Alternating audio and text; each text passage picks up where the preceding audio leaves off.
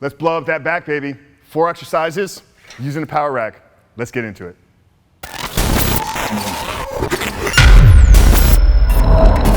What's going on, guys? Coach Frank at the Critical Bench Compound, and in today's video, we're going to walk you through a full back workout for mass using nothing but this power rack, a bar, and yes, obviously some weights. But we wanted to shoot this utilizing the rack, guys. We've obviously been doing content here for a couple years, and we've done a lot of different videos demonstrating exercises. We hear from a lot of guys out there, hey Frank, I just bought a rack for my house, you know, I'm looking for a great workout, or you know, I'm just signed up at this new gym and there's this amazing section where they have 3 power racks, but I just don't know what to do. I'm kind of confused. How do I actually utilize this thing to its fullest advantage? So we'll walk you through this entire back workout specifically for mass, hypertrophy style focus. So guys, when we talk about rep ranges here, we want to keep it 8 to 12, you know, so we're not trying to break world records in the powerlifting. We're really focused on building muscle. So that comes in through volume, that comes in through execution, guys. But we'll walk you through each one of these exercises, guys, giving these few short cues here, but then tying it all together so you can understand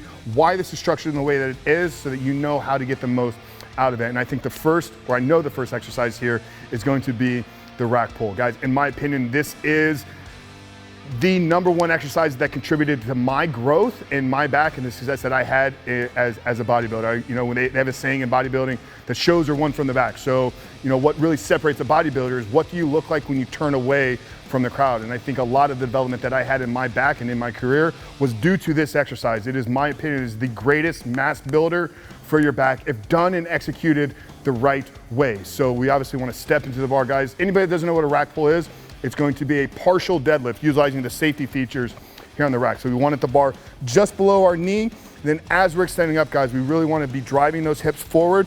But the cue is before you pull up, you want to engage those lats. So the first cue is to contract your lats and then keep those lats fully engaged and locked in through the entire movement. So that's going to be our first exercise here in this mass building workout, is going to be our rack pull.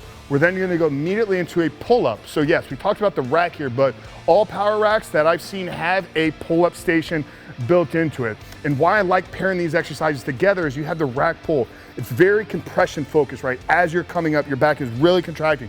A lot of load, a lot of force is getting compressed through that spine.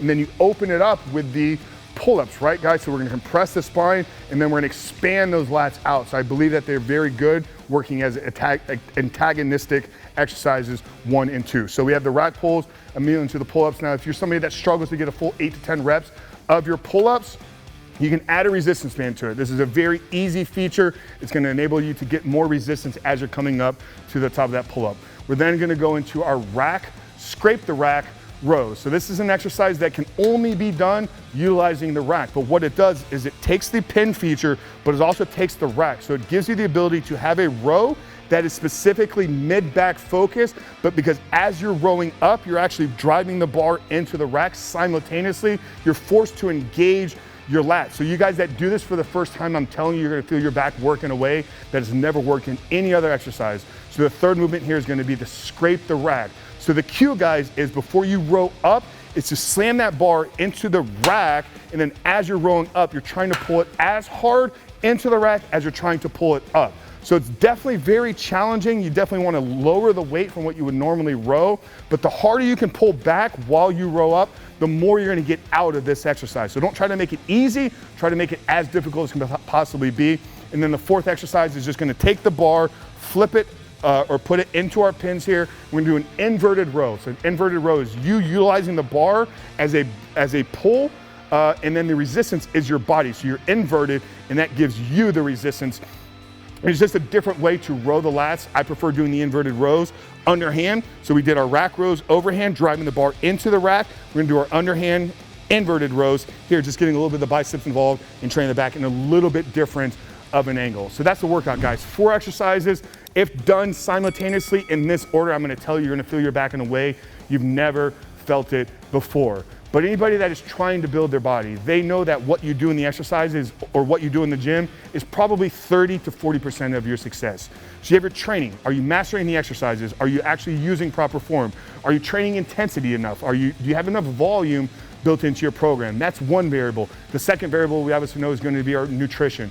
Are we getting enough protein in on a daily basis? And are we utilizing carbs and fats in a strategic way to fuel our workouts, but also in a recovery standpoint? So that's going to be another 30%. So 30% training, 30%, 40% nutrition, and that leaves us about 30%, which is going to be our lifestyle and our hormones. Everybody knows the importance of testosterone as a driver for men, as a driver for energy, as a driver for focus.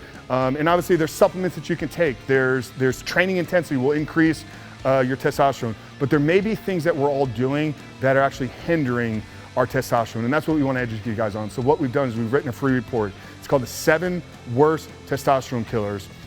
And what this is going to reveal to you is some of the things in your life, some of the decisions that you're making, some of the environments that you're putting yourself into, how it could be and potentially is having a negative impact on your health, on your hormones, and on the progress you're making in the gym. So click that first link down there in the first pinned comment below. Get the free report, the 7 Worst Testosterone Killers. But guys, walk away with this video with at least some information on how to blow up your back. 4 exercises, 8 to 12 reps, 3 sets, master it, get it done. But Frank Rich, Compound, we love you guys. We'll see you in the next one.